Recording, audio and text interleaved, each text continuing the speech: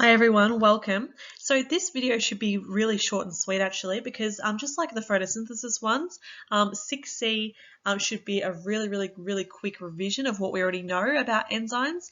And then 6D is quite a small piece as well, so I've popped them together, but it is looking at something a little bit new. It's looking at how we can apply what we learnt about cellular respiration to the real world applications, and we're going to be looking at biofuels specifically. So in 6C, again, we're going to be looking at the factors that affect cellular respiration and therefore the factors that also affect enzymes. So most of this shouldn't be new to you as a revision. So as per usual, we've got temperature and pH. Okay, cellular respiration is highly regulated by enzymes, ATPase being the massive one that produces all of that ATP. It is an enzyme and therefore it is affected by temperature and pH. We've been through this enough times, so you should be able to tell me what this means, and what this means. Okay, all enzymes have an optimal temperature and an optimal pH. If it's not optimal in temperature, it'll denature if it's too high and it will freeze if it's too low. And in pH, it'll denature on either side. Okay, so obviously the temperature and the pH are going to affect the rate of cellular respiration depending on whether it is optimal or not. We then have glucose availability. So traditionally, if we are increasing our glucose concentration, we're going to increase the rate of respiration because glucose is what is getting broken down to start this process. So if we increase that, we will increase respiration to a point as per usual. Okay, so we always need to remember that this plateau is normally going to happen because of other limiting factors. So eventually all the enzymes might be saturated, or we might be limited in oxygen or something like that that's going to eventually stop this rate regardless of how much glucose concentration increases. We've got our oxygen rates as well, so very similar to glucose. If we increase oxygen, we are generally going to increase the rate of aerobic respiration because the more oxygen we have, the more molecules we can mop up, the more electron transport chain we can do, etc. But of course, at a certain point, this is limited and will plateau. So it might be a limiting factor such as the amount of glucose that's added or something like that, or enzyme saturation again, which will eventually level this out and the rate of the reaction will steady. Enzyme inhibition is always one. We should know about this. We've gone through it a couple of times. So as inhibition increases, the cellular respiration will decrease because if we are inhibiting our enzymes that we need, obviously we cannot make as much ATP and the reaction will decrease. So we know about competitive and non-competitive inhibitors now. Competitive will bind to the active site, non-competitive will bind to another site. Either way, the substrate cannot bind, so the reaction cannot happen.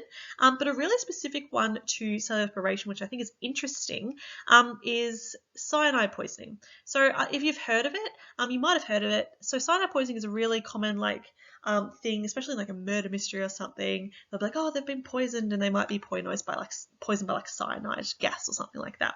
So this is lethal. The reason this poisons people is because cyanide, the chemical, is an allosteric or non-competitive inhibitor.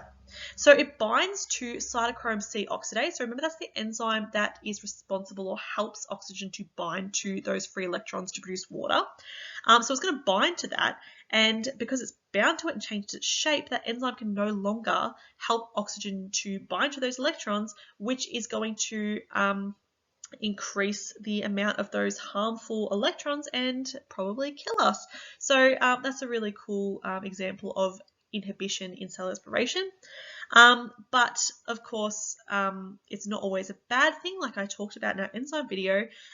We can also use inhibitors. We can actually introduce them to regulate processes. So if someone is maybe I don't know, I can't think of an example, but they might be doing too much of something. They might be producing too much and, their body's not handling it. We can actually use inhibitors to stop these enzymes from doing these things or overproducing certain amounts. So they can be used for good things as well.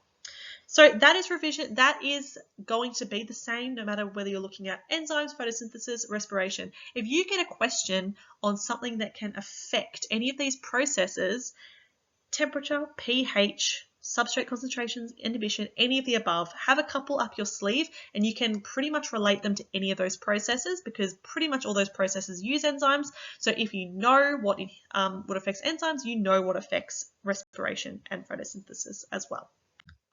So the very last thing we're going to be learning about in this area of study is 6D. So 6D, just like 5D, we're going to learn about the applications of our knowledge of cellular respiration. And we're going to be looking specifically at how we can use what we know about anaerobic fermentation and how this contributes to the production of biofuels. So what are they? A biofuel is something that's made from organic material that's known as biomass, which can be plants, animal materials, it can be sourced from farms and agriculture, any of that sort of stuff. And they offer an alternative to traditional fossil fuels. So hopefully we know that fossil fuels are very bad.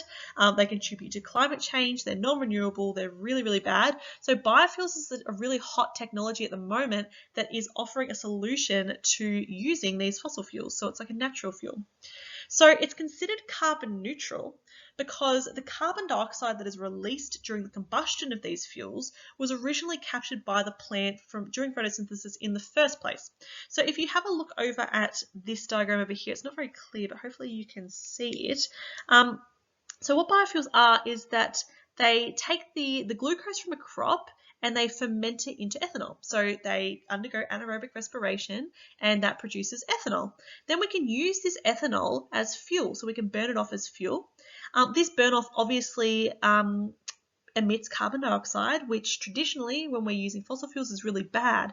But because that carbon dioxide can then be reabsorbed by the plant to do more photosynthesis and create more bioethanol, it's considered carbon neutral because the carbon that would be released in this process is then cycled back through the plant and can be used for photosynthesis in the future. So that means there's no net carbon increase in the atmosphere, which means that it's carbon neutral and we're not actually damaging our atmosphere. So this is a really good alternative.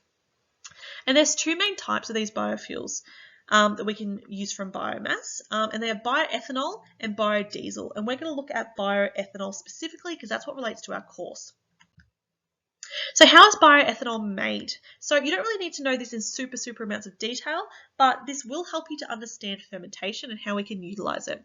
So what happens is that we deconstruct. So we have our biomass, let's say it's like a corn plant or something, and this is broken down to increase the surface area and make fermentation more efficient. So the more surface area we have, obviously the more efficient processes are going to be, and we want it to be efficient.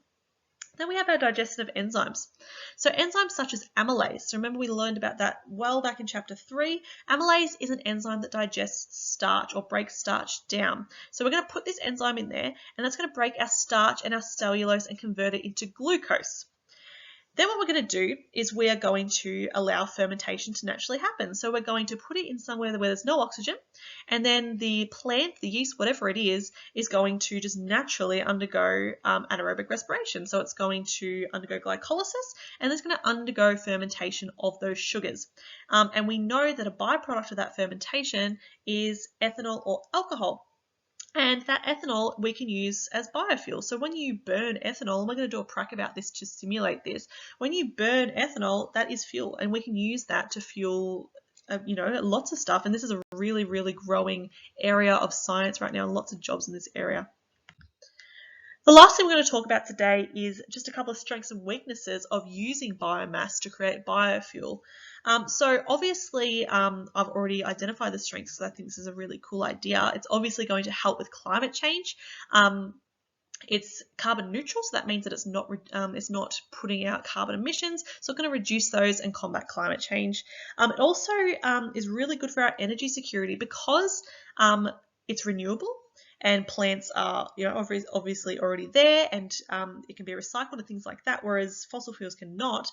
We've got a steady supply of energy that's coming in, and it's not going to run out like fossil fuels are. We've also got a couple of weaknesses as well, though. So food versus fuel is a big one. So it's like, what do we use our biomass for? Because obviously we need to have crops for people to eat. So it's a really delicate balance of what agricultural output are we going to use for eating and what agricultural output are we going to use for energy. And of course that comes into the Obviously, we'll have to clear land and things like that to produce more crops. And there's also the cost and difficulty of uptake. So this is, quite a costly, because it's so new, quite a costly thing to do right at the moment, and a lot more difficult, and requires a lot more education and educated people to perform these sorts of things. So this is definitely part of the course. So you do need to know so what biofuels are, how bioethanol is produced, and use your knowledge of fermentation. And you also need to be able to discuss the strengths and weaknesses of using something like this in society. So hopefully that helped. If you have any questions, please bring them to class, and I will see you there.